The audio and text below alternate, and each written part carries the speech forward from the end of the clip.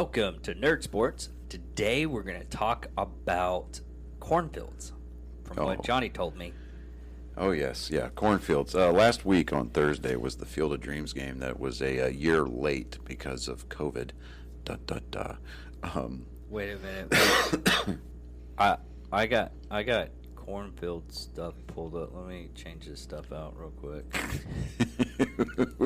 I misjudged. Agriculture has just very little to do with it. You basically just told me it was a cornfield game. I heard cornfield in there. I guess my dyslexia hit up again to the wrong in this one. All right, so yeah, the Field of Dreams game. Two words: magical and perfection is the only words that you can use to describe this game. I mean, they did, and yes, I actually did a little bit more research. They did like $5 million to produce this game. Yeah, they built this field. It is a permanent fixture now. Yeah. The original field is still up, and it's by the original farmhouse, which is rentable by the weekend for like $2,300, I think. But you get full access to the house and use of the field for an entire weekend. And to me, $2,300, yeah, that's totally worth it, just to go out and have a game of catch. If you're into that stuff, and yeah, there's certain things that I really don't get into that you do get into, and I'll still go with you just because, it's something to say. It's like, oh, I've done this. It's like, yeah, that's cool. Well, I mean, think about it. They made this movie 30 years ago, and this movie has literally stood the test of time. I mean, it is still a favorite. They don't make movies like this anymore. They don't. Back in the 80s, they really did have a lot of movies that it's the test of time. Yeah. It will always, I mean, if it comes on, you watch it. Now, movies nowadays, I mean, you see them, and they've got a lot of the great special effects, the CGI, everything's on point. But, it's as soon as the next latest and greatest in CGI comes out, that movie's forgotten about. It's kind of cookie cutter, really. It is, but I wrote something here for that game, so I'm going to go ahead and let's get into this. Time here. For David to zone out. Zone out. Well, yeah, because you've already heard it because I read it to you beforehand. So I liked it. It's a very good eye opener and heartfelt. So, was it heaven, or was it as close as we will get on this earth? A field built from scratch, capable of holding less than 8,000 people, placed in the middle of a cornfield, mere feet from the original movie set in the same field. This was the Field of Dreams game. The afternoon sky looked as if it were painted by God himself. The corn stalks swayed in the afternoon breeze. Not a better script could have been written for the stage that was about to embark upon a magical journey that took the spectators both in person and in radio and TV alike back in time. The Chicago White Sox and the New York Yankees strode out from the cornfield from behind Kevin Costner. It was beautifully done, and one of the few things that Major League Baseball has done right this year. Words could not do justice to the nostalgia and the poetic perfection that the game was due. In an era where the commissioner and the rules committee seemed to cloud up the game that we love, this game was the picture of perfection. The soundtrack from the movie provided the emotional backdrop for this long-awaited dream. Home runs that disappeared into the corn, and the ultimate culmination of the walk-off home run shot by Tim Anderson of the White Sox showed why this game must be protected from unnecessary rule changes and overcomplication through computers and looming robotic strike zones. This game was pure. Both teams walked out onto the field from the cornstalks wearing uniforms thrown back to the 1919 season. The simplicity of the uniforms was a welcome calling card from an era gone by when things in the game and in the world were simpler.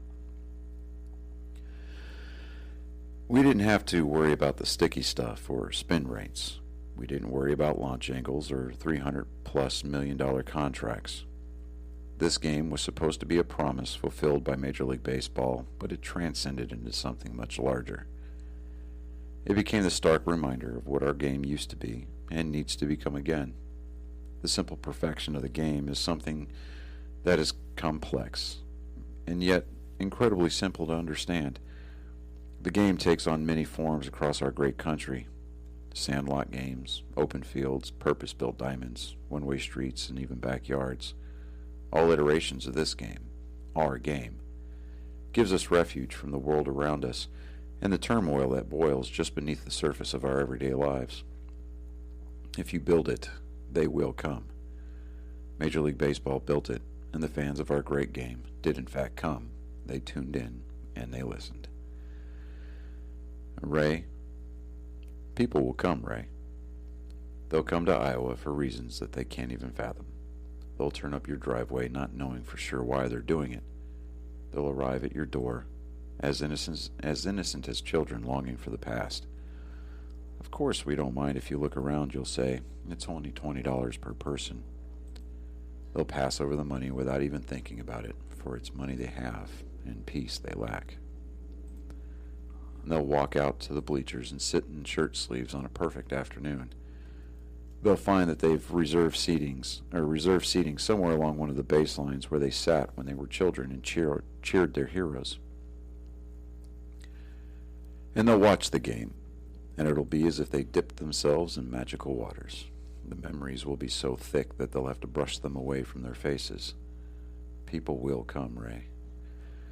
And the one constant through all the years has been baseball. America has rolled by like an army of steamrollers. It's been erased like a blackboard and rebuilt and erased again, but baseball has marked the time. This field, this game, it's part of our past, Ray. It reminds us of all that was once good and could be again. Oh, people will come, Ray. People will most definitely come. And the only thing left to ask was, as Kevin Costner asked, is this heaven?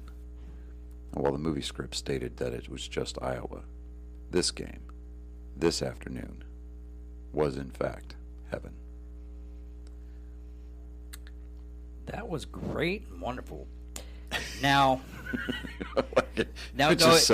going off of the news of this one. Oh my God, dude. That was good. That was great and wonderful. That was great and wonderful. I don't know how to. It's one of those things you just can't really say anything. Just expounding to that. You're like, what do I say after? It was great and wonderful. Yay. At least I didn't do it like that. And just because that was a really good. You took your time. It really worked out. It was a really good speech. But no, to get on the news of this, the White Sox did beat the New York Yankees in that game. So as of right now, the Yankees are the only Major League Baseball team to lose in the state of Iowa. So wait until next year. Yeah, when the Reds and the Cubs play, yeah. If at any point in time you're interested in going this game next year, it is $1,400 to go to the game. Whew. Yeah, the tickets are $1,400.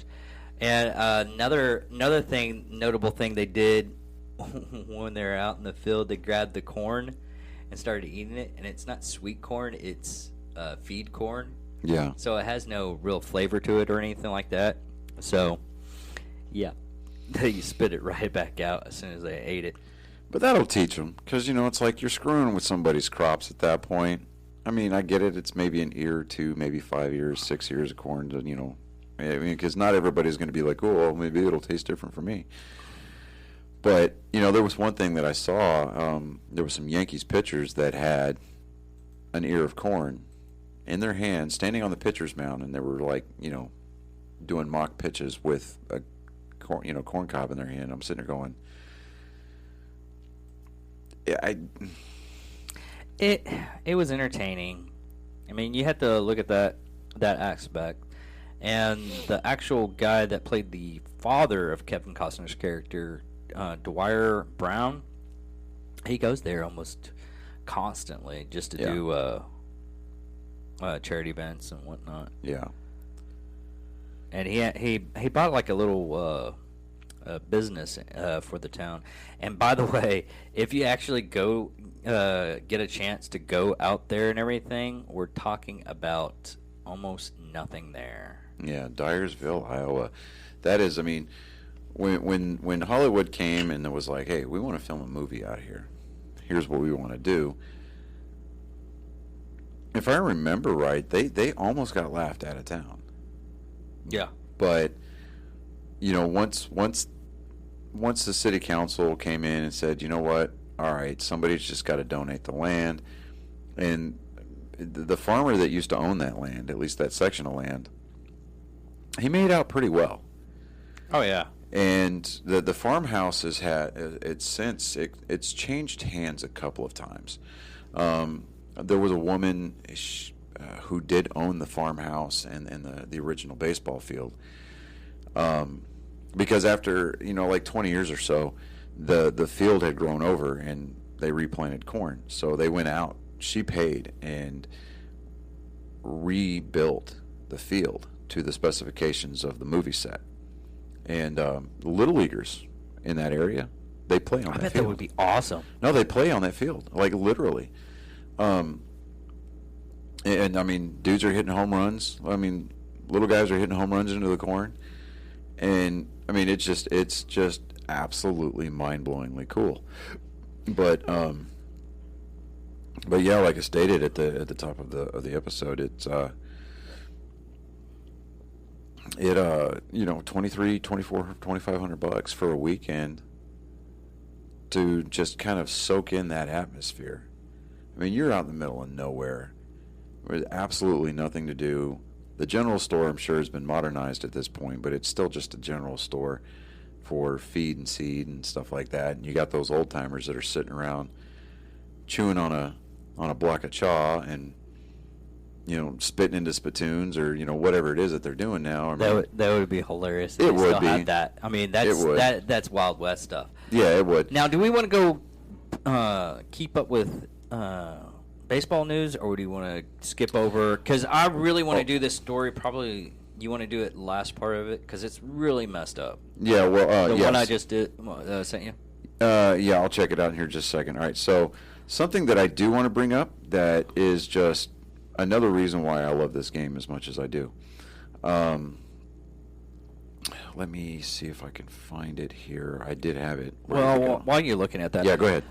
Washington football team narrows the list of possibility new names down to 3 finals. Now, they didn't give any kind of spoilers of what actually they are going to actually have, but they're narrowing it down to 3, and it only took them like almost a year and a half to get a new name because they don't want to associate with the Washington Redskins because apparently the woke crowd just wants to get their claws into everything that they think is, to me, it's just the basic fact of it's just a couple of rich white women that think they know best for everybody else. Yeah, well, you know, not to. Well, yeah, I'm totally intentionally adding that local, you know, flair for the dramatic here, but a couple of rich white women, you know, on the school board for the new schools that we've got coming into town. They don't want anything to do with the previous names for any of the high schools that are here. Instead, they want to go with something new. Oh, we want to start new traditions, start over from scratch. Like, how about a whole lot of no? Anyway, go ahead. I want it to be the one for community, and I want the logo to be the one from community, which is looks like a starfish. When I mean starfish, I mean butthole. Yes. or even go with accepted. The shitheads. Yes. Yeah. South Harmon Institute of Technology made it shitheads. Right. Yeah. Absolutely. That I would pay good money. I'd just go to the thing. It's like the shithead flying. Hell yeah, let's go. Absolutely. Absolutely. Let me see here. But in other news, what was that other latest thing? Brett Favre is actually doing a no-tackle football for kids under 14. I'm sorry. What? That just seems kind of, what's the word I'm looking for here?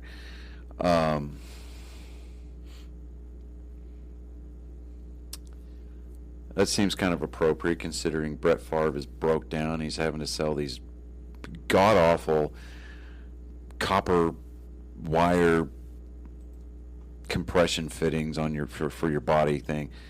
The fact that broke down, past his prime, to the point where he's almost irrelevant. Brett Favre is starting a no tackle football league. I can almost guarantee that. No, he's rich. I mean, the guy's not hurting for money. Let's make no mistake about that. Yeah, but you also got to look at the basic fact of look at what George Foreman did. I mean, he did the whole George Foreman grill. I mean, he's in the billions now because of that. And to quote Lois Griffin from Family Guy, doesn't this seem kind of tragic that George Foreman's out there selling grills, making millions of dollars, while Muhammad Ali can't even speak English anymore? I mean, granted, yes, I know Muhammad Ali is dead, but... Well, you're absolutely right. He can't speak English. So... Yeah. Anyways. Okay, so... I love our dark humor sometimes. It is, yeah. So are you done, or you got more? Other than the Felipe Vasquez. Okay, so put a pin in that for real quick. Okay. All right, so on Saturday, the 14th, Saturday was the 14th. So Tyler Gilbert just gets called up and makes his major league debut to pitch for the Arizona Diamondbacks, right? They're playing against the San Diego Padres. Okay. A year ago, when the minor league season was canceled because of COVID, Tyler Gilbert, I cannot speak today. Tyler Gilbert, Scotch. There we go. Was working as an electrician. Don't ever do that again. We do that beforehand, before we start the episode, because that was just ridiculous. Scotch. Anyways, he was working. We'll do the whole Anchorman next time before we actually get on air, so you don't have to do that. Don't you question me. I'm a man. I'm an anchor man. So there we go. All right, so Tyler Gilbert was working as an electrician with his dad to make ends meet while he was throwing bullpen sessions in between, just to kind of stay in shape. Yeah. Well, he gets called up Saturday night at Chase Field with the Diamondbacks. He's a left-hander. He gets called up. He's making his debut, right? He's playing against the red-hot, as of late, San Diego Padres, right? This kid goes out in his first big league start and throws a no-hitter. Oh, wow. A 7-0 victory over the Padres, right? That's an underdog story, right? I'm telling you, right? He allowed 3 walks, all to leadoff hitter Tommy Pham, while striking out 5 and throwing 102 pitches. So this is his first start in the major leagues. Nerves are through the roof, I'm sure. The fact that he was able to keep it at 102 pitches, absolutely mind-blowing. And the dude... Don't they only go like 60, 70 pitches? In the era of pitch counts, yeah, I mean, they generally tend to. I mean, if you're an established starter and you know that, and you've demonstrated that you've got filthy stuff into the late innings, they'll let you hit that 100 pitch mark. But this guy, it was his first start. Now, to be fair, Arizona's not going anywhere near the playoffs this year, period. I mean, their season is just horrible. They're not going to pull out the Oakland A's. No, I mean, there's something like 40-something games back of not only first place, but the wild card. So, yeah, they're done. They'd be lucky if they even get close to the 500 mark for the season. But Torey Lovullo, who was he was a bench coach for Boston a few years ago, so he got a managerial job working in Arizona. I mean, it's he just astounding. Yeah, this guy, he lost for words apparently too. Comes in out of nowhere, and his dad, they kept showing his dad up in the stands. And of course, I mean, rightfully so, his dad is just beside himself emotional, right? Like, that's my boy out there, twirling a no-hitter, right? I mean, even if he had lost the no-hitter. Could you imagine his dad doing a curly, go. Shit. But I mean, the kid's just 27 years old. He's he's become only the fourth pitcher in Major League history to throw a no-hitter in his debut. The last pitcher to do it was, and this is the legitimate name, Bobo Holloman in 1953. Oh, wow. The other two happened before 1900. Damn. So we've got a kid playing in the modern era, makes his Major League debut. Well, also, if you think about it and look at it, he didn't stop practicing. No, he didn't. He stayed in shape, but Yeah. you know, it's just the fact that. But you're going to that mindset of actually going to a big game and everything that you Yeah. looked up at as a kid and everything. That's where you actually. Yeah, and he's old enough to where, you know, the Diamondbacks have been an established team. I mean, it was only the third no-hitter in Diamondbacks history. The other two was a perfect game thrown by Randy Johnson in 2004. And that one was against the Braves, and Edwin Jackson no-hit the Rays in 2010. But both were on the road. But Gilbert now, not only does he have the distinction of being one of only 4 pitchers to throw a no-hitter in his debut, but he became the first Diamondback pitcher to throw a perfect game at home. I mean, not a perfect game, but he threw a no-hitter at home. So, you know, and I'm just like sitting there going, think about the odds of that. And they're just so astronomical. I mean, it's mind-blowing. There have been 8 no-hitters this season. Okay, and which I still think it's a crappy deal for Madison Bumgarner, because he threw a no-hitter over 7 innings, and it was a complete game. But it was one of those doubleheader games where this year they shortened the doubleheaders to 7 innings. But because it wasn't a complete 9-inning game, Major League Baseball said the one that you keep on talking about that they needed to stop. Yeah, Okay. yeah. But what's funny is that Ken Rosenthal, he's a reporter for Fox News, Fox Sports, right? Mm-hmm. When baseball started cracking down on sticky substances for pitchers, Which I still don't understand how that's gonna give you kind of. it gives you grip to where you can put more spin on the ball, to where you can make your pitches move differently than it would be if you had a normal grip, right? Simply hours before game time, Ken Rosenthal says, now that we're past the era of sticky stuff, or now that we're done with all the sticky stuff scandal, I think the era or the age of the no-hitter is done. I seriously doubt that. Yeah, I doubt it too, because I mean, if you look at it, even from a passive standpoint, say somebody like yourself who doesn't necessarily watch a lot of sports, let alone baseball, the law of averages is going to catch up with you. I mean, it's like driving a car. The law of averages is going to catch up with you eventually, and you're going to get into a fender bender at least once or twice in your life. You know, whether they're your fault or not, it's all about averages.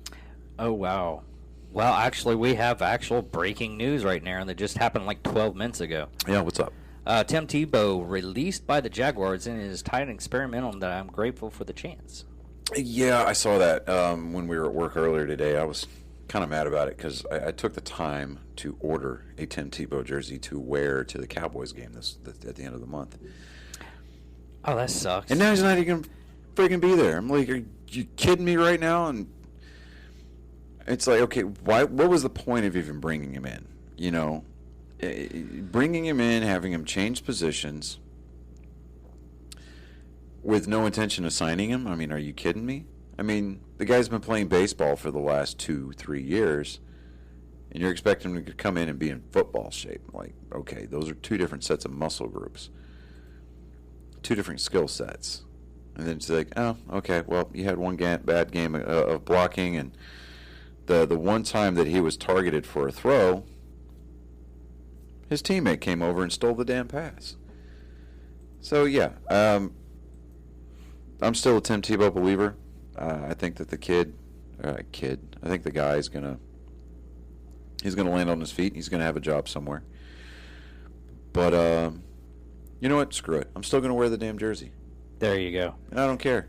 Just because I can't bring it on. I can't bring myself to wear a Cowboys jersey. I just can't do it. I wore it when I was young, but after that, I got out of the. My girlfriend and her space. sister, they're going to wear their Cowboys jerseys, and that's fine. That's all. That's up to them. You know, they do them, and that's good. Great, awesome, great. You know. I wonder how much they actually made because people buying Tim Tebow jerseys that actually like him. He's just a wonderful guy. I don't know why that. I mean, just looking at all of his stuff that he does for charities and everything like that, it's just remarkable. He's one of the few people that I wouldn't mind having a sit down chat with. So the top 8 jerseys, starting at number 8, as in order of sales for the NFL. Number 8, Justin Herbert. Number 7, Najee Harris. Number 6, Russell Wilson, who's quarterback for the Seahawks. Number 5, Tom Brady. Number 4, Trevor Lawrence, quarterback for the Jaguars. Number 3, Aaron Rodgers. Number 2, Justin Fields. Number 1 selling jersey before the season starts, Tim Tebow. Really? Yeah. Wow. I'd kept him on the team just for the namesake, man. I mean,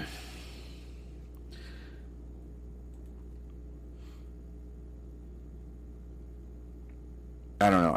I honestly think if he doesn't land somewhere else, someone's going to sign him just for that. See, the problem with signing him as a publicity stunt is they're going to want to see him play. Well, yeah, they're going to want to see him play.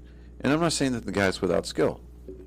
He's got skill, obviously. The guy won a Heisman Trophy. He won 2 national championships, as a collegiate player. And, it just...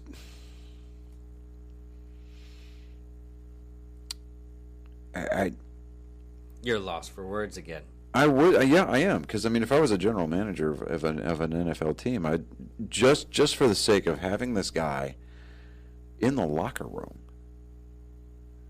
He doesn't even have to start.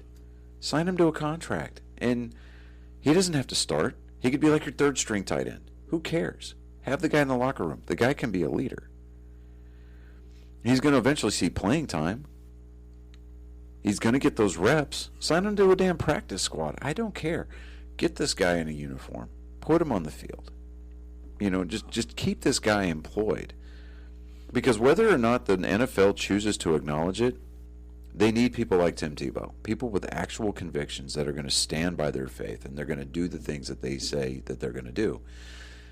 And they're going to do it without the public perception in mind. They're going to do it because they feel convicted to do it. Yeah. Well, last but not least is the dark part of our show. The reason why I say dark part, ex-Padres closer Felipe Vasquez gets 2 to 4 years in prison after sexually assaulting a 13-year-old girl, which, in my opinion, burn him. I don't think 2 to 4 years is good enough. Money does get you a little bit better lawyers and everything, but he was charged with over 20 felonies and was denied bail, and he only gets 2 to 4 years. It's stupid ridiculous. One, if you've actually followed the show and everything, and you know my opinion about people that does pedophilia, and they will never find the grave. In my opinion, I would make sure that grave is very hidden. Yeah. And you are a better part of the world only because you're going to be fertilizer. Exactly. It's just it's stupid ridiculous. But he was only found guilty of 15 counts in May including 10 counts of sexual abuse of a child, 2 counts of unlawful contact with a minor, and 1 count each of solitary sexual assault and indecency. Indecency, yeah. There you go. Sexual assault and corruption of a minor.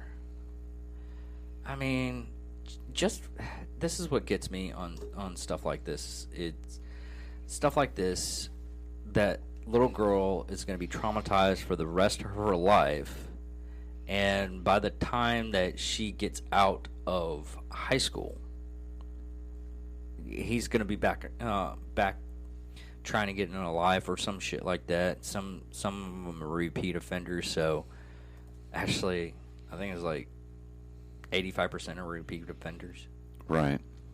Very high numbers for that stuff. But it's just ridiculous how much time they don't get. I really hate pedophiles. Yeah, I mean, guys like that, dude, they're just shit pumps. Yeah. Yeah. I don't even know. No, shit pump is above him. Yeah, that's too good. Too good of a word, yeah. Like I said, I think more monsters. People like that are just monsters. They're just horrible, horrible monsters that shouldn't. Do you think the word fuck knuckle or fuck knuckle would be applicable here? I'm going with bag of dicks. Bag of dicks?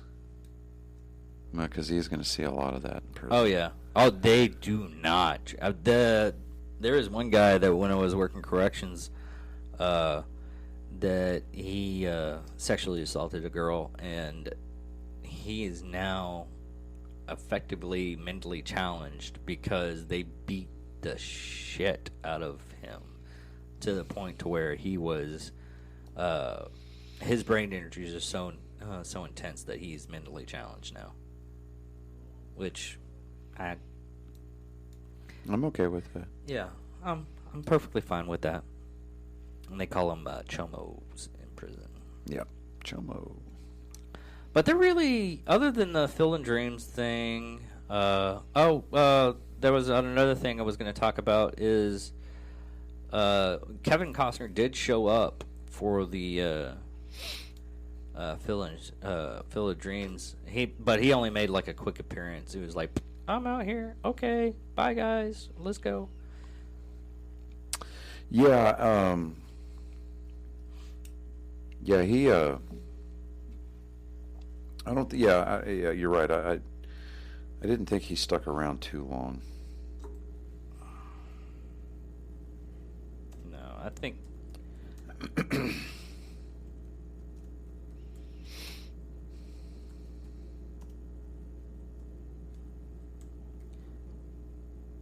It's so sad that I come up with like stuff on that, and then we have to research it, so we're not talking for the next couple of minutes, which we got to stop that somehow. We got to.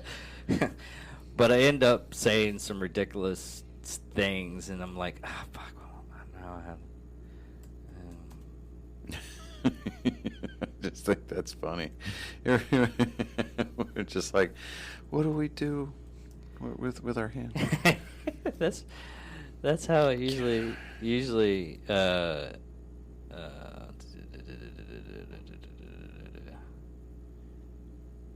no, he stayed a little bit longer than I was talking.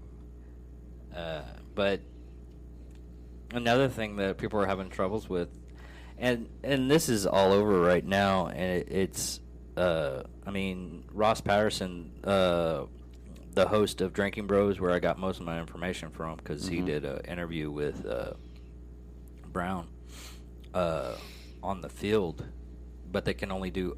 It was really strange. They got a chance to do interviews, but they couldn't. They got to do it on the field. Yeah, they don't have any pictures of that, only because of Fox owns the rights. Yeah. So they couldn't do it. He couldn't do a video show, but they do the audio show only. Right. But it was a good heartfelt, because he actually brought his dad too, which it's something for Field of Dreams people. I mean, I've even seen the movie. I love the movie.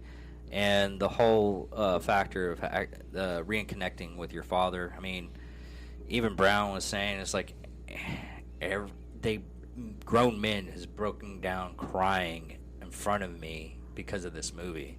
Yeah. And it's one of those movies that if you want to, unless your dad's like a shit pump, but if you want to reconnect with your father and everything, that movie will reconnect with you and everything. But now he stayed for a little bit more time. But another thing that people are having problems right now with is the plane ride, because Ross's wife was supposed to go, but the plane kept on getting delayed.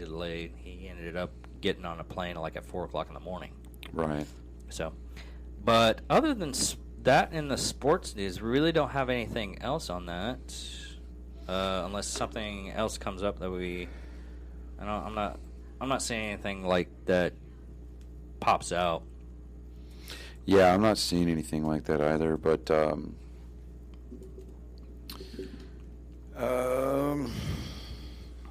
yeah, I mean, nothing real big.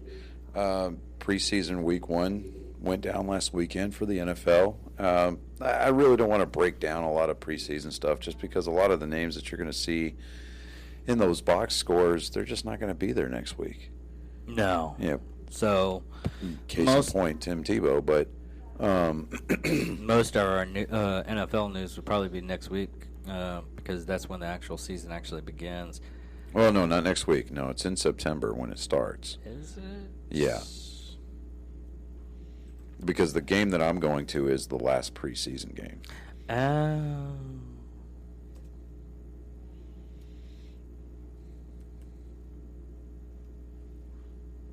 Which is going to be September 10th, yeah. Yeah. And ends on January 3rd. That's one thing I like about football. It's really fast. But in closing notes, I'm David Ickerman. I'm Johnny Skelton. And this is Nerd Sports. Keep it classy, San Diego.